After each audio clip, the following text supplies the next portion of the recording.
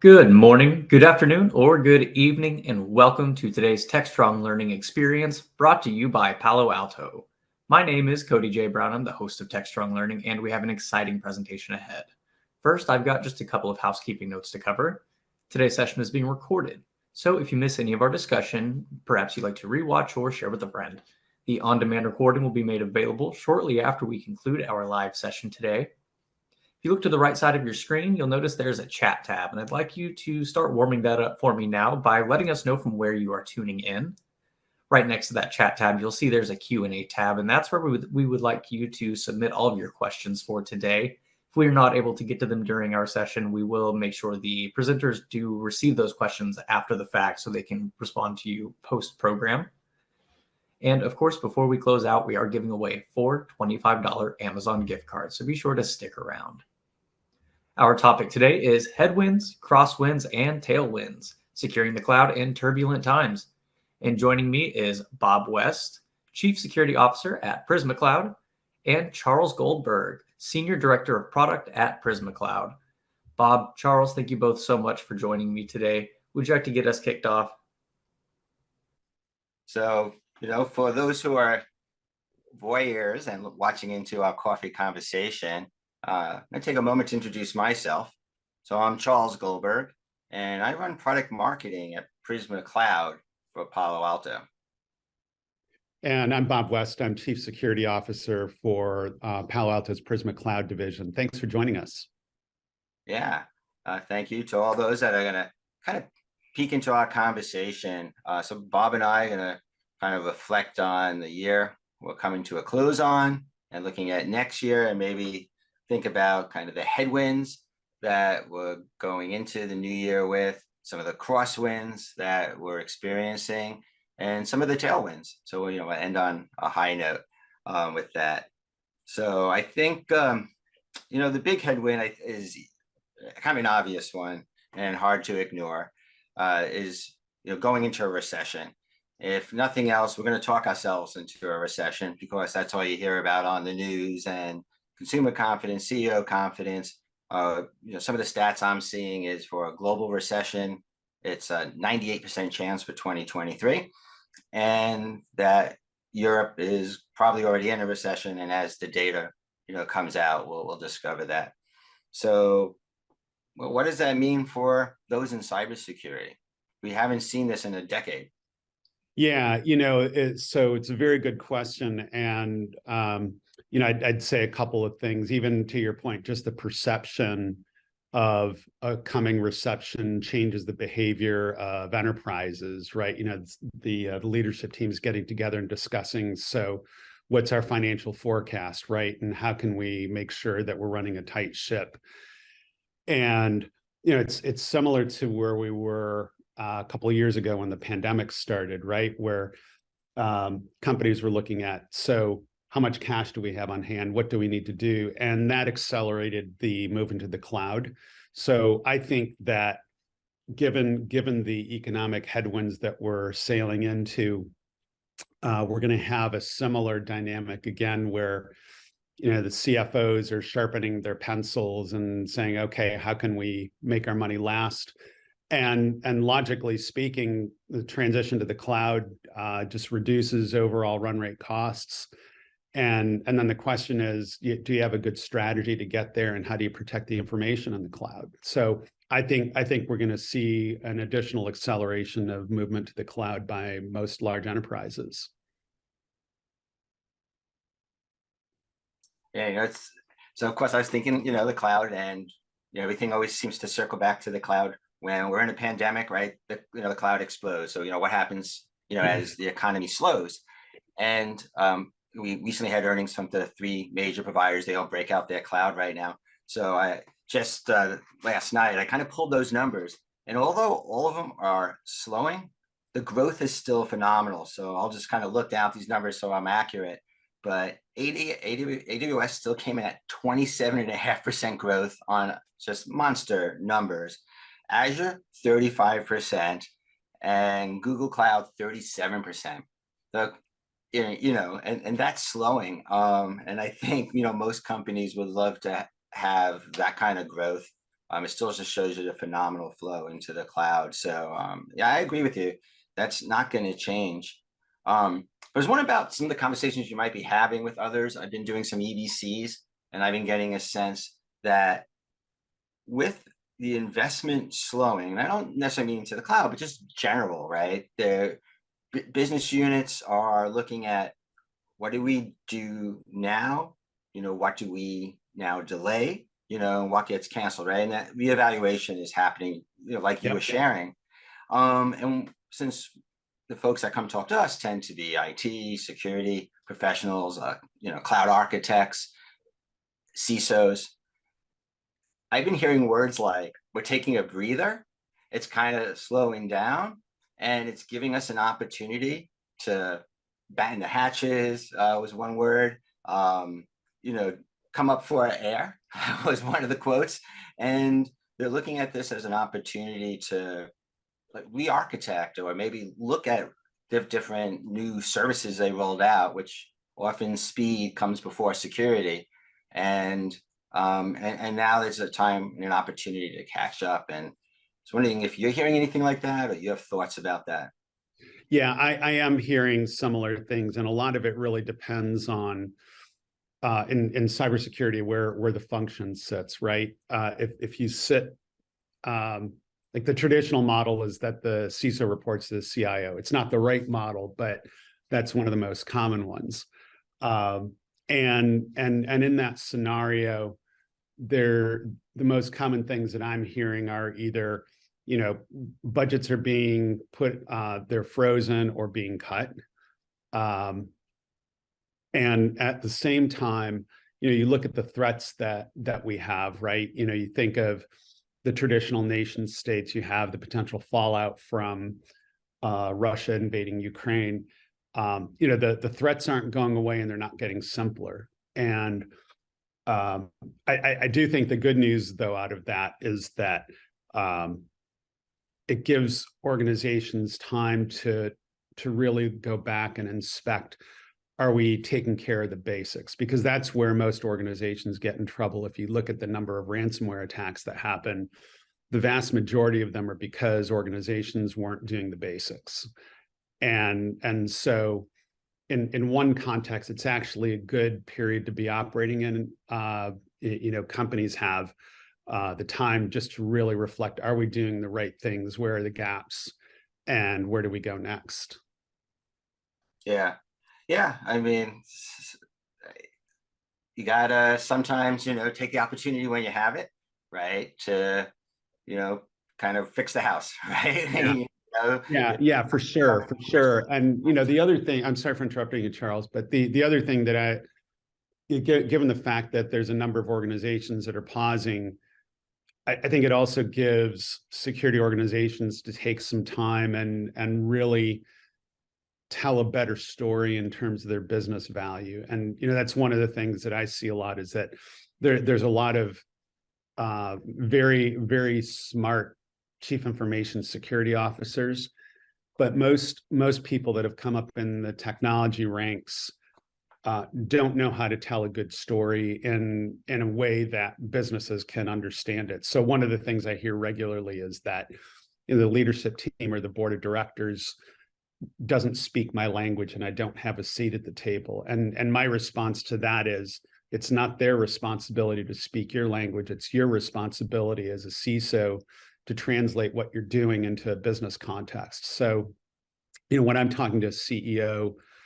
about making the right investment in security, it revolves around business strategy. If I'm talking to a CFO, then the conversation shifts to, how does the investment impact the top and bottom line? Or if I'm talking to general counsel, then here's how the right investment can help address legal risk. So a long-winded point of saying that CISOs can take the time and just really sharpen their message in terms of, here's our charter, and here's what we need to be doing in the next couple of years, and here's the benefit to the business. Okay, so I'm going to hold you to that thought and what we should do when we start talking about, what to do next. But but I want to tie it into the other big elephant in the room, right? Obviously, and you mentioned it, right? The war in Ukraine. But actually, I think it's bigger than that from the perspective of cybersecurity, Yeah. because war in Ukraine, right? Obviously, a horrible feeding part of the the potential recession we're in, and a lot of other problems in the world. But you add to that, and I think this is a kind of an incredible coincidence, the increasing divide between China and the West. And, lately there's been a lot of uh, tension between North and South Korea, right? So just yesterday, South Korea launched several more missiles. And so if you look at Russia, China, North Korea, that's the who's list of nation state hackers too, right? So whether you want to say well proven and documented, or alleged, you could choose your word because it is very well documented. Those are the top three.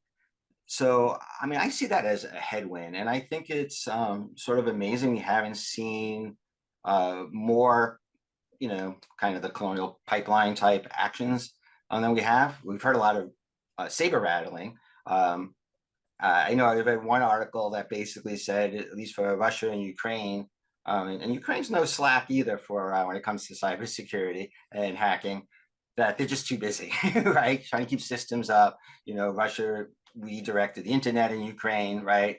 I mean, there's a lot going on, and they just don't have time, for the West when it comes to, cybersecurity attacks. So so that's a headwind. I don't think we've seen that headwind, but going into 2023, one would imagine that these three organizations or three nation states are gonna kind of step up their traditional game. I don't know. What are your thoughts on that? Yeah, so you're right. There's a lot to unpack here. You know, so in fact, it's funny. Before I joined Palo Alto at the end of May, and right before that, I was working with a client that had a pretty significant ransomware attack. And I had a presentation to their board of directors on February 24th, which was supposed to be a 15-minute presentation. And it ended up being an hour and a half, with half the time talking about Russia invading Ukraine that day. And for my client, they had operations in Eastern Europe, and they were concerned about Russian and Ukrainian citizens in Poland being sent back to their countries to fight in the conflict. There was a lot more that was happening, but there was really significant concern in terms of, are we going to experience a cyber attack? Because we're part of a Western, the company is a U.S. company, right? And Putin, anyone that's in the West is Putin's enemy, and so you have to go on the assumption that over the next couple of years, depending on how long the Russia-Ukraine conflict lasts, that we need to be on higher alert. I agree that there's just a whole lot of political dynamics that are going to drive that. We have our tension with China, for example, that isn't getting simpler. Xi is doing his saber rattling. And then you have Iran supplying Russia with military weapons. I mean, there's just so much that's going on. And to your point, the short list of countries that are the most aggressive from a cyber attack perspective, they're just not going to let up steam in the longer term. And whenever the conflict ends, they're going to redirect the Russia-Ukraine conflict. They're going to redirect their resources and really make life interesting for the West, and we need to be prepared for that. Yeah. So I told you I'm going to come back to this. So we took these two headwinds, right? Where one, it's actually might be positive for the security, right? I mean, obviously recession bad for everyone, but coming up for a breath and taking this moment to maybe catch up on security with the services that were rolled out. And then also, probably going into, greater, very organized threats, from that, the trio that we just talked about. And, you mentioned about it's time to get back to the basics. So when I think about when I want to protect my basics, right? I mean, I definitely close my garage door. Otherwise, someone's going to take my bicycles, right? You lock your car door. Otherwise, you're the easy target when people just kind of walk around and, just start pulling on car doors. So, what are those basics that people should be doing for cybersecurity in the cloud?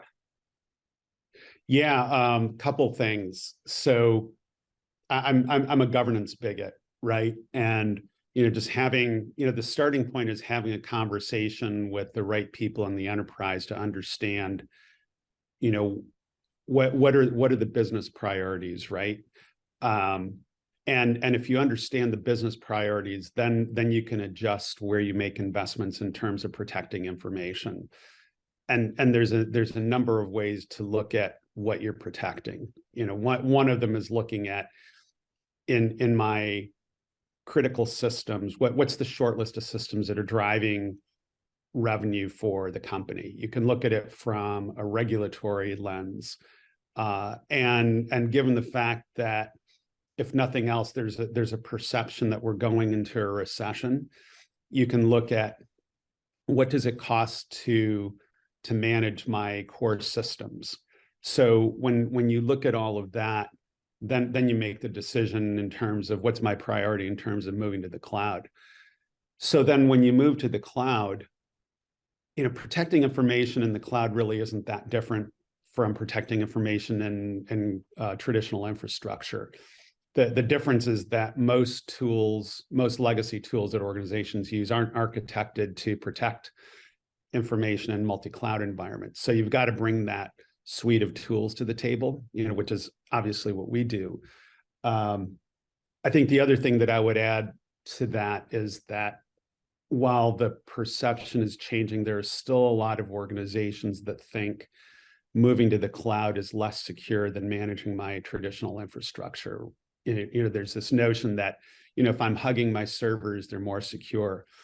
At the same time, in the United States, there are 3,000 companies or so every year that are informed by the FBI that they've had a security breach.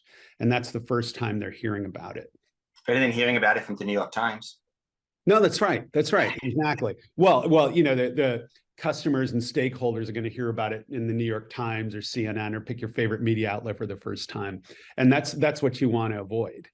Where I was going with this is that when you look at the major cloud service providers like the Microsofts and Amazons and Googles, they have a lot more resources to throw at the issue, right? And so when you compare the security hygiene that the major cloud services providers have versus what most organizations are doing, generally speaking, it's a more secure environment. That being said, it's still the responsibility of the company to protect the information that's in the cloud. Yeah, and that's what I was interjecting. I think, for all the right reasons and for a lot of truth, I mean, that is the message from the cloud providers, right? We have scale, right? We have the best people, and we are more secure. But then they always do talk about shared responsibility, right? And every time something goes wrong, it's almost always, and the cloud providers are certainly going to work very hard to show the forensics of why it was the fault of not them, but the people who share the responsibility, right? The end customer.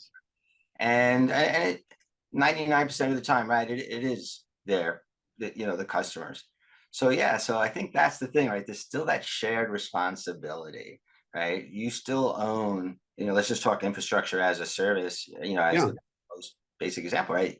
You still own the operating system. You're still owning setting up, your infrastructure, right? You're definitely owning all your configurations. You're owning all that, operations. And, if you get, crypto jacked, hey, that's not the cloud provider's fault, right? Most of the time, it's because you left access open, right? You left your garage door open, which is kind of the equivalent of a misconfiguration in your infrastructure, which is code, right? Or your policy, which is all code, in the cloud. I'm hearing a theme here. I think it's code. Yeah. All right. Or the way you're talking, it's APIs, right? I mean, it's all, Yeah, for sure. and which is actually should be to our advantage, right? It's all much more predictable than the old environment. Yeah, it's highly distributed, but like we know the entry points, right? It's human error misconfigurations in one of many places, right? It's it's APIs that have problems, right? It's vulnerable code, right? Yeah. But it's like we know the code is vulnerable, but what the customer needs to know is where's my vulnerable code and how do I fix it, in a reasonable amount of time, right? Last Christmas we had, Log4j, we just came off Text4Shell, and this week we have the open SSL vulnerability, which, people were worried was going to be the next Heartbleed. I'm hoping the world has learned how to respond better.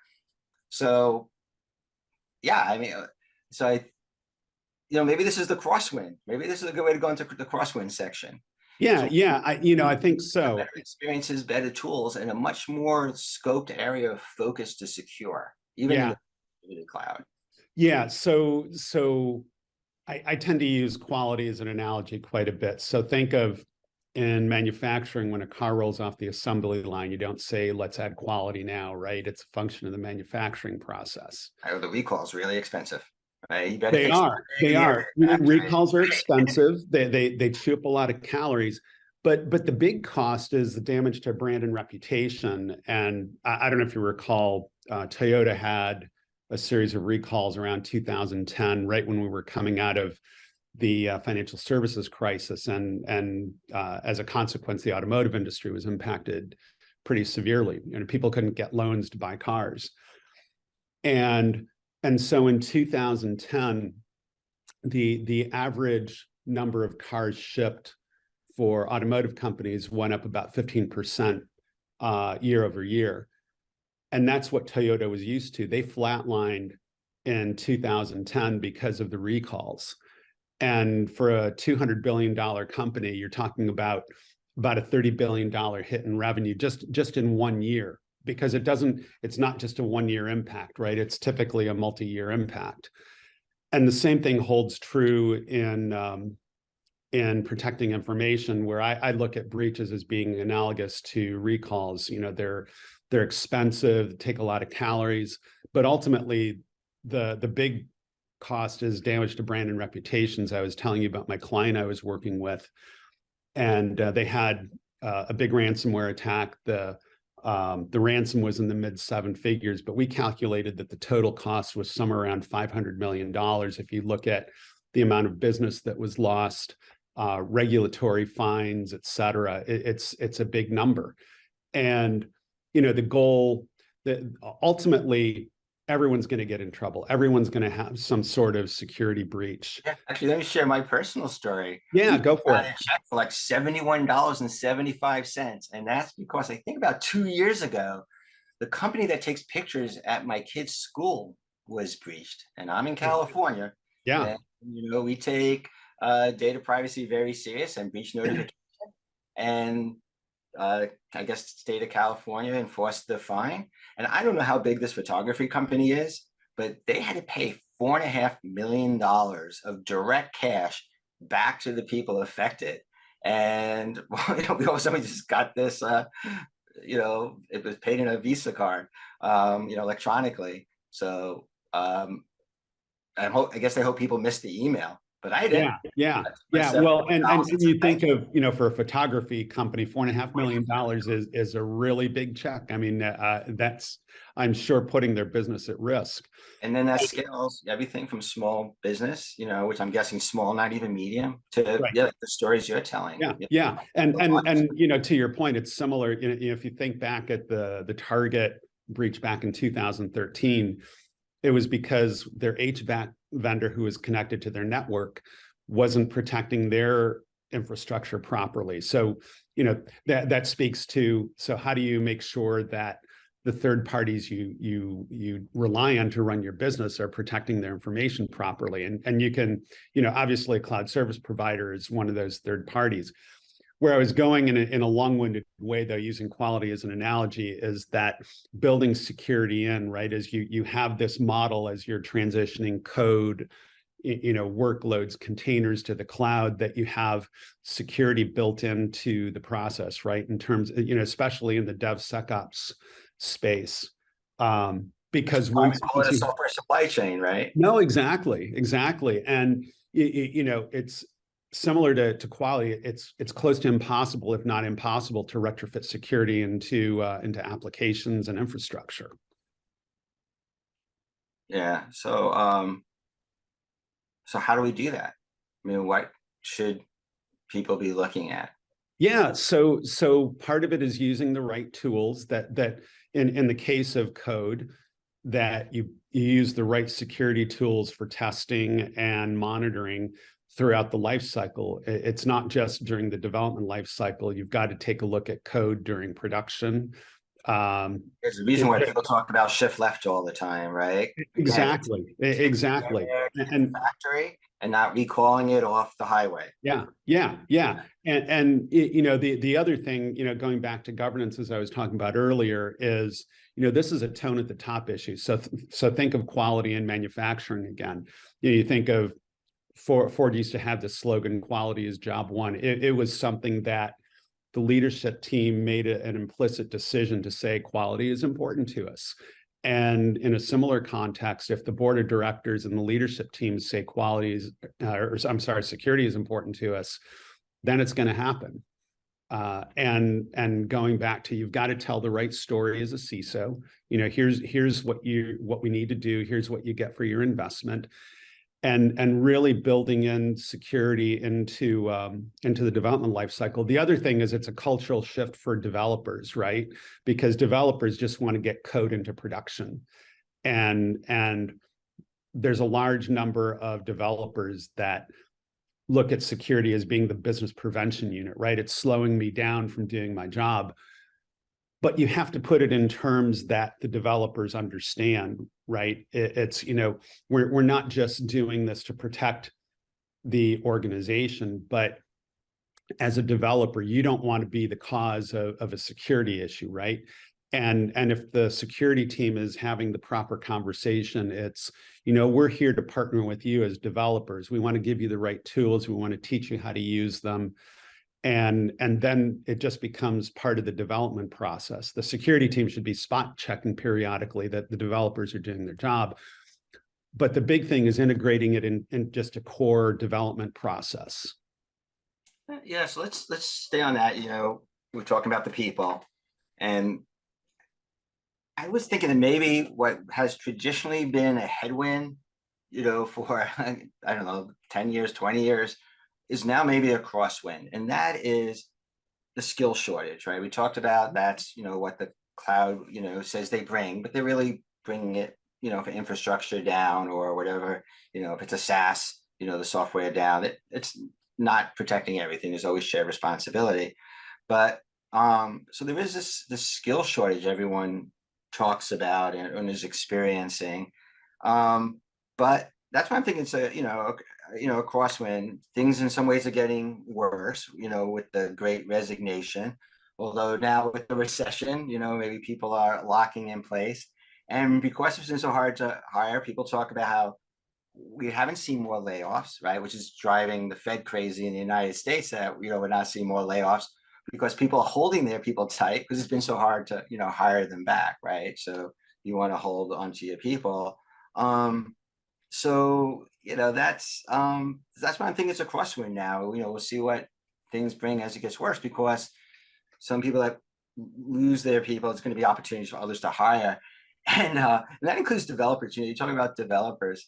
There's 26 million developers, full-time developers in the world, right? Self-identified. This is what I do for a living. We have like 3.5 billion people, right? So there's very few developers in the world. And so that's going to be a shortage for a long time. And maybe that's a breather for the security team. Like you said, maybe the developers aren't always worried about security. So what do we do as we hit this crosswind of maybe getting more people, maybe not, and Yeah. getting So skills, this reminds me of Y2K back in 97, 98, 99, where all the companies were focused on remediating their Y2K issues, right?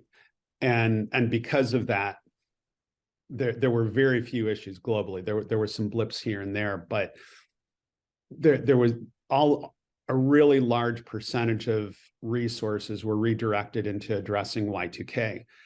And there's a similar shortage of talent right now. So when you have a shortage of talent, so what do you do? And what we did back then and what we're doing right now is looking at, okay, so who are the smart people that are out there? Who are the ones that have the aptitude and desire to learn something new? And that's I think ultimately how you address it, right? That's one lever, is getting more creative and really focusing on developing talent. The second one, just also like the physical world, right? We try to automate. Right? Yeah, well, and that's where I was going, right? The second, yeah. Be able to have higher productivity. Right. Exactly. So where are there opportunities to automate process? And then the other thing is, because you move, when you move infrastructure into the cloud, you don't have data centers that you need to manage, right? Or fewer data centers, depending on how far you go. I mean, I think ultimately, I think we're going to end up with a hybrid technology environment, but that's a much longer story. But ultimately, as you automate process and as you move assets to the cloud, you need fewer people. And then you have to focus on the underlying process, in terms of managing infrastructure, protecting information, all the way across the board. So I think with a combination of training people that have the desire to learn a new skill set and moving applications and infrastructure to the cloud, that's one way to address the talent shortage. It doesn't get you 100% of the way there, but it gets you a long way there. Yeah, no, and I agree, right? And it comes back to the shifting left, right? It alleviates a lot of burden on the security team if developers just close their garage door, right? So people who walk by don't just say, "Oh, nice bicycle," or, 3D printer, right? Whatever you have in your garage, I could just take it, So scan for those known vulnerabilities, right? Bump fix your code. I mean, that alone, right, saves so much. And then the human error part, right? We know that's the biggest problem is misconfiguration. And since it's all software, right? Get a cloud security posture manager out there, right? Get the visibility, get something that helps you make recommendations on what fixes. And don't forget to look at the infrastructure because that's code too, right? And CSPM, generally speaking, doesn't do that, right? So you want some kind of infrastructure as a code check, right? These are the fundamentals, right? To just make sure at least you're making it a little harder for people to come in, and which tends to make people look for softer targets, right? Just like the person walking down the street looking for the car door that's unlocked, right? Yeah, they could throw a brick in a window, but that raises their risk of getting caught, getting seen. And if you hit enough door handles, you're going to find a door that's unlocked. Yeah, absolutely. And, the bad actors that's their mindset, right? It's, what's the easiest way to get into an organization? And to your point, if someone leaves the virtual door unlocked, then they're going to take advantage of that. And it's, you think of the neighborhood watch concept. There's the ISACs, the information sharing and analysis centers, and that's one of the ways that you help protect yourself as you share information with people in your industry across industries. So what are the trends? Are there campaigns that are targeting financial services companies or pharmaceutical companies or the electric sector or Department of Defense, and pick your favorite country? It's all part of the mix, right? But again, going back to fundamentals, paying attention to security in coding and in managing infrastructure. That's, it's getting back to the basics and doing it right and doing it predictably. And, to your point earlier, there's a shortage of talent, and how do you address it? And automation and moving to the cloud are really strong levers. Yeah. And use less tools, right? Yeah. Because every time you get a new tool, you have something else to learn and train and maintain. And when there's a problem, you got to point fingers, right? So if you have less belly buttons to push, right, that's a real savings and a real time saver. Yeah. And then the tools will work better together, right? They'll be integrated when they're from a platform. So yeah, I mean that's a really good point, Charles. Platform. The reason why people use security platforms is it saves a lot of time. Yeah, for sure. It's when you look at things architecturally, the simpler the better, right? When you think of a physical structure, when you engage an architect, if you have really crazy complexity in the structure, then the probability of having the right level of integrity goes down significantly. And in technology architecture, the environment is more complex than building a physical structure. And so the point that you're making in terms of reducing the number of tools that you have, the simpler the infrastructure, and the fewer number of tools and vendors that you have, it's going to be easier to protect that environment, right? Yeah.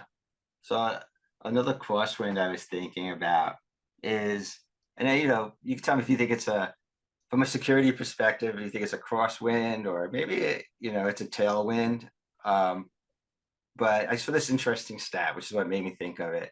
And it was, I'll just get this right. So with the number of laws, regulations, and government policies requiring digital information to be stored in a specific country more than doubled to 144 from 2017 to 2021. And I didn't dig into, many laws, have been done so far in 2022, but, I know California's had a few new ones come out, and, you hear about it around the world. And of course, as soon as we end the year, we'll update this number. But, yeah, I mean, you hear about it all the time, like digital sovereignty. We have to go back to, the war in Ukraine, and, Western countries say, boom, you're not getting our support. That has to make other countries look, I need more control, of my data, my infrastructure. And so I'm listening to this as a crosswind. But it is something that security teams have to think about and have to be able to support their organization in meeting these, globally. Yeah. And so that takes me back to thinking about shared responsibility, right? So if you think of the major cloud service providers and application service providers, pretty much every major intelligence community around the world will request information on a company or a government or whatever. In the United States, our intelligence community is notorious for doing blind subpoenas, and they may ask Google or Microsoft or Amazon or Salesforce for your information. And I'm in addition to being a governance bigot, I'm an encryption bigot. So when you have information, whether it's on within your infrastructure in the cloud, it should be encrypted if it's sensitive information or something that you legally need to protect. And then the other part of that is making sure that you have control over the encryption keys, because in the example of there's a blind subpoena by pick your favorite government. If you're encrypting the information and you're holding on to the encryption keys, then it becomes a conversation for the leadership team, and in particular the general counsel, to say, yeah, we'll give this information to the government or not. But if you're not protecting it properly and there's a blind subpoena, it's the responsibility of the cloud service provider to hand the information over. And now you have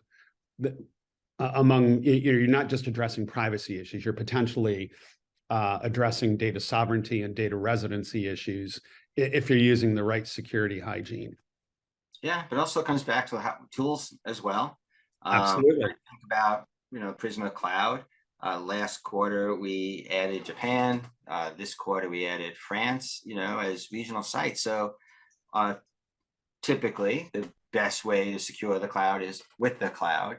So if you're using a SaaS platform and you have data sovereignty concerns or things are brewing and things could change, you better have a security solution that's going to align with, the sovereign that you're in, that you have to meet those regulations. Otherwise, you're going to have very complex problems. Yeah. Oh, absolutely. And you as a company, you have to make the assumption that the information that you have in the cloud is going to be stored in multiple geographies, right? And so that then brings you to the place of, so how do I protect this? The tools better support that. Absolutely. Absolutely. Like Prisma Cloud is even in China, and most of that's because global, to your point, our customers tend to be global companies who, of course, are in China, but they want to secure their information there, but they need to do it there, right? So, yeah, you have to be able to find partners that could be with you globally. So, yeah. So let's try to find some positives, right? So, yeah. What are the tailwinds, right? What's going to, carry security through? So like more positive type things. So one thing that I see is that, and this has been a tailwind for several years. I don't think that this is new into 2023 or anything, but people do care about security, across companies. We just left October, right? So cybersecurity month, and these things do help raise awareness, for consumers and execs alike. And we are seeing budgets slow, but security budgets are still increasing, right? So, every survey still shows pretty healthy gains and almost no cuts in security budgets, which is maybe why people, coming back to the beginning of our conversation, are able to take a breath, because there's less new projects coming in, but budgets are increasing, so they could actually go back and do things, right, and shifting left, as an example, and more automation to help scale the team.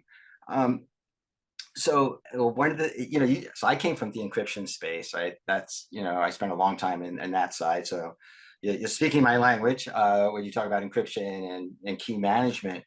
But one of the titles that I've been seeing increasing lately, and especially being in marketing, and we're looking at personas, is, for the longest time, like we've had chief data officers, right? Mostly for governance compliance, like you were, talking about. But now I'm seeing a chief data security officer. And so here you take, sometimes to the CISO, sometimes to the CDO, but, another security minded person, at the highest levels of organizations. We know this is a board conversation, right?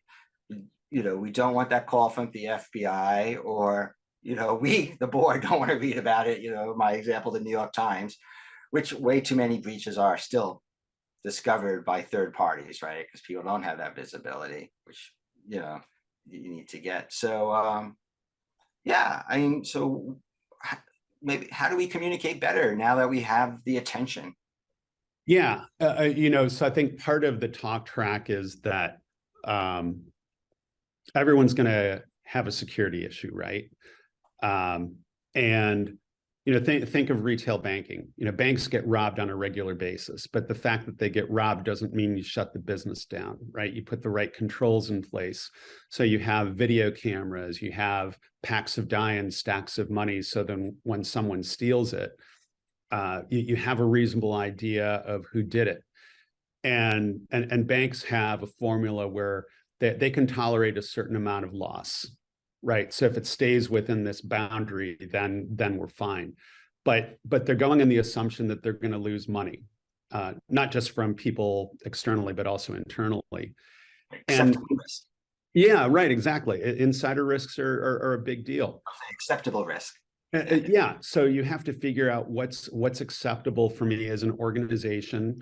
And the goal ultimately is, rather than, when you get the call from the FBI, rather than it being a 5-alarm fire, it's a brush fire. And if you put the right controls in place, then you're going to keep it to a manageable level. The other thing that you were talking about earlier is this is a board conversation, and I'm one of these annual report geeks, and I read the letter from the CEO to the shareholders, and one of the things that Jamie Dimon communicated in his annual letter to the shareholders is that cybersecurity is one of the biggest risks to JP Morgan Chase.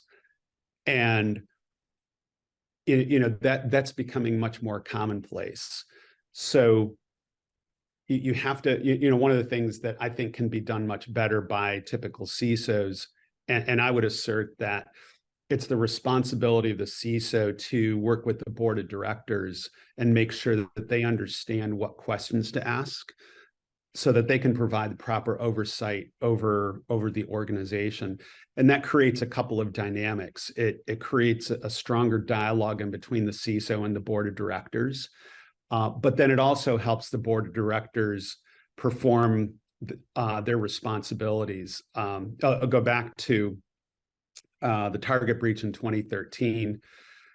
There's an independent group called Institutional Shareholder Services. And after the breach, Institutional Shareholder Services recommended that 7 of the members of the board not be reelected because they weren't providing the proper oversight. And I would hope that the majority of people that sat on public company boards at the time, for sure, were paying attention to that. So it's a board issue. You have to communicate in clear terms, and then ultimately integrate security systemically into what you're doing as a business. And part of that is integrating security into the development process, which is one of the things we're talking about today. Yeah, very true. I totally agree. So Yeah. I want to have one last tailwind, something that's gonna, I think, be a positive. And I could see this also being a controversial statement, that I pick this as, something that's a tailwind, from a security perspective. But hey, I hope we're all happy about coming out of this, quarantine life, right? And certainly the pandemic becoming, less, keeping us, away from others and entertainment and work. So we're exploding out of our homes, right? And of course, a lot of controversies whether we're coming back into the office and how much and who comes back in and all that. But we went from largely centralized at corporate campuses, right, to largely completely distributed at our homes, right, to largely everything now, right? We're really in this hybrid environment. And and I'm putting this as a tailwind for security people. And this is something I think that could energize that conversation, that business planning, and thoughts about architecture. That's why I'm excited about this from a conversation with you, because obviously I'm happy about being out of my house. I mean, I love my family, but I'm really tired of them. So I'm glad my kids are back in school. I go to the office. Axe murdering was beginning to feel like a natural act, right? Not the best way out, but it crossed my mind. So what's your thoughts? Like, I'm putting this as a tailwind, like we're out, but this is architecturally hard, right? I mean, luckily most companies got good at the remote worker, but where are we with sometimes remote, 2 days a week, back in the office, Yeah. I mean, what I'm seeing, to your point, is that, so in the longer term, we're going to see a mix. we're not going to go back to Not going back. everyone being in the office. I think that there's going to be a certain percentage of people that do go back to the office. And my sense is it's somewhere in between half and 2/3 of the people. But we have flexibility in terms of where we can work, right? In general at Palo Alto Networks, and most companies are the same. So if you go down that path, to your point in terms of designing technology architecture and integrating security into that architecture, we need to be prepared for that and go on the assumption that we're going to continue to live with a distributed workforce. And some people may be working from home 1 or 2 days a week. They could be doing it permanently. And as a consequence, you have to have a flexible architecture and have the right tools to protect information. I think that's going to stick with us for the duration. Well, Bob, maybe you can hear my gardener's outside with the leaf blower. So I think that's our sign. We're out of time. Oh, excellent. Excellent. Yeah, but I would really like to hear from the audience. Maybe they could put their predictions in the chat. And categorize your predictions. What do you think is going to be a headwind, crosswind, and a tailwind, going into next year? Really would like to know your thoughts. Yeah, yeah, and I'm sure everyone could benefit from that as well. Well, thanks for the time, Charles. Always good to talk to you. Same here. Bye-bye.